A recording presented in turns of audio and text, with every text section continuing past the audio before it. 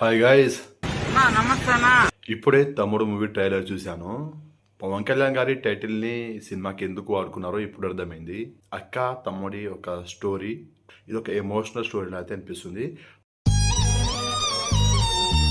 So బాగుంది భయ్య, story point బాగుంది. నాకైతే కొత్తగా అనిపించింది స్టోరీ పాయింట్. ట్రైలర్ స్టార్టింగ్లో అలా ట్రైలర్ ఓపెన్ చేసిన బీజిఎం అసలు ఎలా ఉందంటే లౌడ్గా ఉంది, చిరాకు వస్తుంది ఆ బీజిఎం వింటుంటే. ట్రైలర్ స్టార్టింగ్లో బీజిఎం అయితే నాకు నచ్చలేదు. సో అదొకటి మైనస్ అనిపించింది నాకు.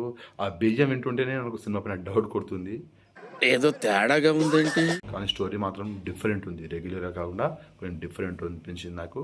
So cinema July 4th release అవుతుంది. మరో 3 రోజుల్లో సినిమా చూశాక సినిమా ఎలా ఉంది ఏంటంది సినిమా చూసి మాట్లాడుకుందాం. ప్రజెంట్ నాకు ట్రైలర్ అయితే ఓకే అనిపించింది. మరీ డిసప్పాయింట్, మరీ హైలైట్ కాకుండా ఓకే అనిపించింది. సినిమాని చూడాలి, ఈసారి నితిన్ హిట్ కొడుతున్నాడు అని అర్థమవుతుంది.